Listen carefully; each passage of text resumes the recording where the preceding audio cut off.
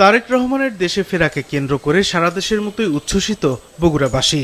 দীর্ঘ ১৭ বছর পর নেতার আগমন ঘিরে চলছে নানা আয়োজন। এরই মধ্যে বগুড়া শহরের রিয়াজ কাজী লেনের গ্রিন এস্টেট বাড়িটি নতুন রূপে সাজানো হয়েছে। আগামী ২৫ ডিসেম্বর দেশে ফেরার পর এই বাড়িতে অবস্থান করবেন তারেক রহমান। এখান থেকে পরিচালনা করবেন নির্বাচনের যাবতীয় কার্যক্রম। বগুড়া ৬ আসনে নির্বাচনের প্রতিদ্বন্দ্বিতা করবেন তিনি।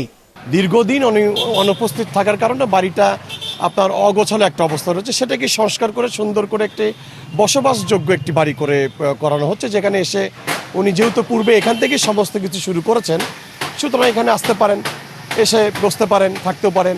আর এখানে আমরা শুরু থেকে দেখেছি। তো যাই হোক, এই বাড়িটাই এই কারণেই মেইনলি সংস্কার করা হচ্ছে। উনি আসার পর আবারও তো বগুড়ায়, আমরা আশা করি উনি বগুড়ায় আসবেন, বগুড়াতে অবস্থান করবেন। সেই সময় যেন উনি আবারও আমাদের মাঝে থাকেন এবং এই বাড়িতে উনি এসে উঠবেন, এটাই আমাদের প্রত্যাশা। পুনরায় এই বাসাটি সংস্কার করা হচ্ছে এবং এখানে রাজমিস্ত্রি, কাঠমিস্ত্রি, ইলেকট্রিশিয়ান মিস্ত্রি, থাই মিস্ত্রি, যাবতীয় মিস্ত্রির দ্বারাই এই বিল্ডিংটি বর্তমানে সংস্কারের কাজ চলছে।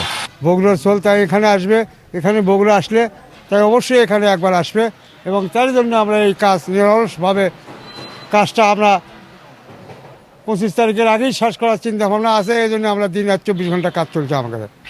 ১৯৯৭ সালে তারেক রহমান বাড়িটি নির্মাণ করেন।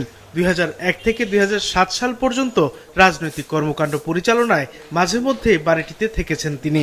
এরপর অনেকদিন এখানে কেউ থাকেনি বলে জানায় দলের এই বর্ষিয়ান রাজনীতিবিদ।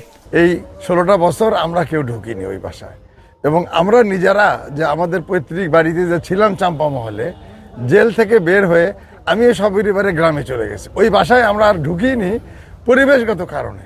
যে পরিবেশে আমরা এই বাসায় ছিলাম আপনারা দেখেছেন, ওই পরিবেশের কথা বলে হলে চোখ দিয়ে পানি ঝরে। সো আমি আর থাকতে পারিনি, আমরা গ্রামে চলে গেছি। তো এই ১৬ বছর পরে আবারও তার বাসাটা থাকার মতো উপযুক্ত করার অনেক জীর্ণ শীর্ণ হয়ে গেছে, অনেক কিছু ভাঙাচোরা, এই জন্য এগুলো রংচুন হচ্ছে আর কি ইনশাআল্লাহ। ২০০১ সালে তারেক রহমান বগুড়ার গাবতলী থেকে বিএনপির প্রাথমিক সদস্য হন। মাছরাঙা নিউজ ডেস্ক।